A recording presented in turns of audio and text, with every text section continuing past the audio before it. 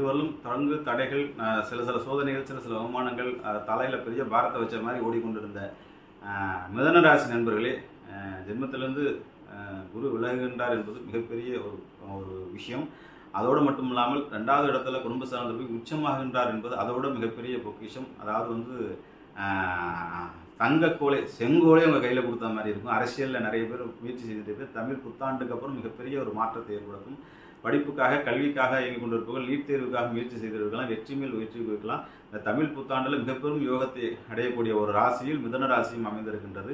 இந்த மிதன ராசி இளம் காலையர்களுக்கு திருமணம் நடக்கக்கூடிய வைபவம், வளகாப்பு நடக்கக்கூடிய வைபவம், அடுத்தடுத்து நல்ல காரியங்கள் நடக்கக்கூடிய வைபவங்கள், நீங்கள் எடுத்து வைக்கும் முயற்சிகள் எல்லா விஷயம்லாம் நடக்கும். நீண்ட நாட்களாக இழுபறியாக நடந்து கொண்டு உங்களுக்கு பணம் வரலன்னு சொன்னதெல்லாம் பணம் வரும். இடம் வைக்கலைங்கிறது இடம் வைக்கும்.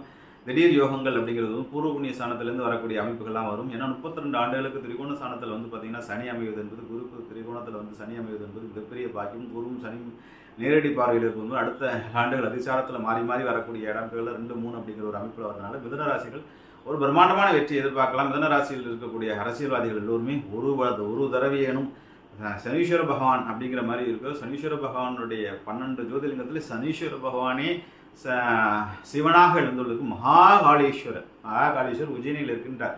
அதாவது இங்கே போயிட்டு சின்ன சின்ன பரிகாரங்கள், இந்த கிரக பேச்சு அடி இந்த கோயிலுக்கு போங்க அந்த கோயிலுக்கு போகிறங்கிறது லோயர் கோர்ட்டில் போய் பண்ணுறது. சுப்ரீம் கோர்ட்டில் ஜனாதிபதியே போய் மனு கொடுத்துட்டு 12 ஜோதிலிங்கம், 12 ராசிகளுக்கும் 12 ஜோதிலிங்கம் இருக்கின்றது. நம்முடைய சேனலில் தொடர்ந்து பேசிட்டு இருக்கும். அந்த வகையில் மிதனராசி நண்பர்கள் உஜ்ஜயினி மகாகாளீஸ்வரரை ஒரு தடவையும் தரிசனம் செய்திருந்தால் அரசியல் வெற்றி மேல் வெற்றி குவிப்பீர்கள். நீண்ட நாட்களாக தடைப்பட்டுக்கிட்டு அனைத்து காரியங்கள் வெற்றி பெற்று 16 வகையான செல்வங்கள் பெற்று 2025 குபேர யோகத்தையும் அதிர்ஷ்ட யோகத்தையும் ஐஸ்வர்ய யோகத்தையும் பெற்று 32 ஆண்டுகளுக்கு மற்றும் ராஜாதி ராஜாவாக மகாராஜாவாக வளம் வரப்போகிறீர்கள். இதுவரையிலும் மற்றவர்கள் பூஜா தூக்கிட்டு இருந்தவர்கள் எல்லாம் இனிமேல் ராஜாவாகி பதவி உயர் பெற்று உங்களுடைய பேரெல்லாம் உங்கள் டீம் லீடரும் உங்கள் அட்மினும் எப்பயாச்சும் அட்மின் கையில் கிடச்சா அவங்களுக்கு ஒன்றும் தீத்திரமான கடுப்பில் வேலை பார்த்துட்டு இருந்த எல்லாருக்குமே சிரிப்புள்ள மகிழ்ச்சியில் ஐஸ்வர்யத்தில் ஆனந்தத்தில் உங்களுடைய பதவிகளும் பொற்காலமாக அமைய கொண்டு மிதனராசிக்காரர்கள் ஷேர் மார்க்கெட்டில் போட்டது ஐயா போர் உலக போர் நடந்துட்டு எல்லாம் டவுன் ஆகிடுச்சு, அது டவுன் ஆகிடுச்சு, தங்கத்தில் நியூஸ் பண்ணாங்க எல்லாம் டவுன் ஆகிடுச்சுன்னு போட்டுருக்காங்க. எல்லாருமே இந்த ஏப்ரல் 14க்கு அப்புறம்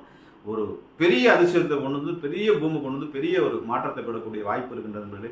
மகாகாளீஸ்வரரை கெட்டியாக பிடித்துக் கொள்ளுங்கள். இந்த ஜோதிலிங்கத்தை கெட்டியாக பெற்றுக்கொள்ளுங்கள். உங்களுக்குரிய ராசிக்குரிய திருவன்காட்டுக்கு ஒரு தடவையும் சுற்றி வாருங்கள். உங்களுடைய புத்தி கூர்மையும் அறிவு கூர்மை கிட்ட யாருமே வர முடியாது. புத்திசாலித்தனத்தோடு இன்டலெக்சுவலாக வெற்றி மேல் வெற்றி குவிப்பீர்கள். ஞானத்திற்காகவும் பரிபூர்ணத்திற்காகவும் ஐஸ்வர்யத்திற்காகவும் செயல்படுவர்கள்